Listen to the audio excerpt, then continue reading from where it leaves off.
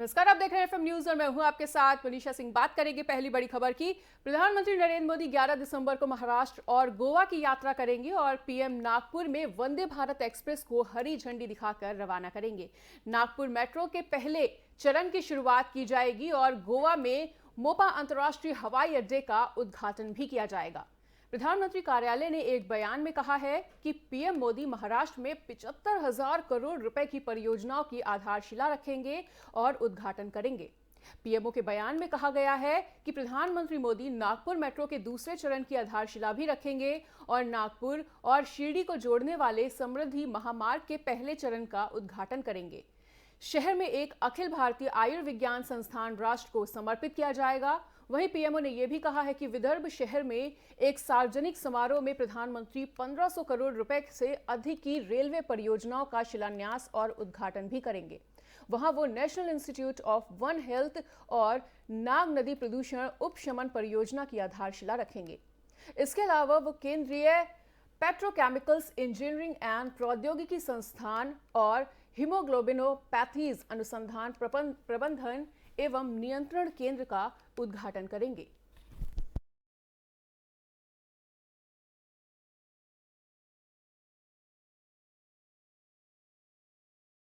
गुजरात में 156 सीटों के साथ बीजेपी को प्रचंड बहुमत मिला है और 12 दिसंबर को राज्य में बीजेपी 7वीं बार सरकार बनाने के लिए पूरी तरह से तैयार है।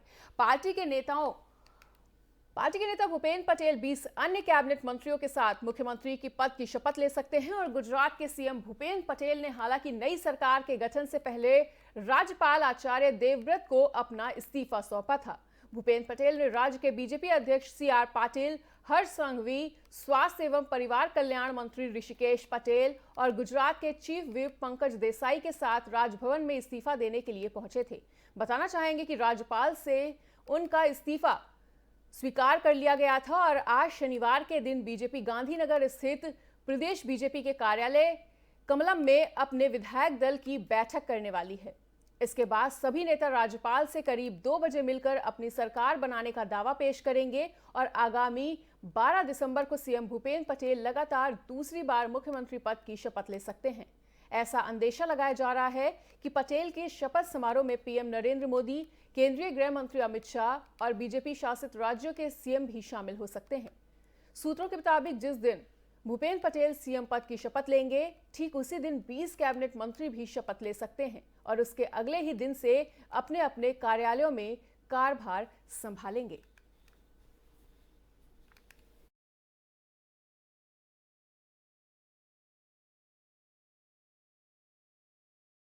इमामों को दिए जाने वाले वेतन के मामले पर घिरे सूचना आयुक्त उदय माहुरकर के लिए राहत भरी खबर सामने आ रही है और अटॉर्नी जनरल आर वेंकट रमनी ने सूचना आयुक्त उदय माहुरकर पर अवमानना का मुकदमा चलाने की अनुमति देने से मना कर दिया है। एक वकील ने माहुरकर के आदेश का हवाला देते हुए इजाजत मांगी थी और माहुरकर ने एक आदेश में साल 1993 में आए सुप्रीम कोर्ट के एक फैसले को संविधान के खिलाफ बताया था, जिस फैसले पर माहुरकर ने टिप्पणी की थी और उसमें सुप्रीम कोर्ट ने मस्जिद के इमामों को सरकारी वेतन दिए जाने को सही ठहराया था। अटॉर्नी जनरल ने कहा है कि सूचना आयुक्त के आदेश के खिलाफ अपील का विकल्प उपलब्ध है।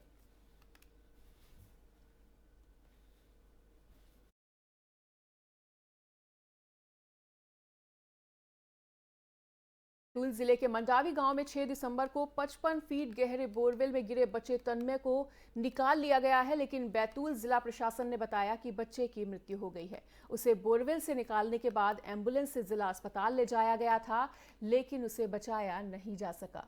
तन्मय लगभग 50 फीट की गहराई में फंसा हुआ था और उसे सुरक्षित निकालने के लिए लगातार अभियान चलाया जा रहा था।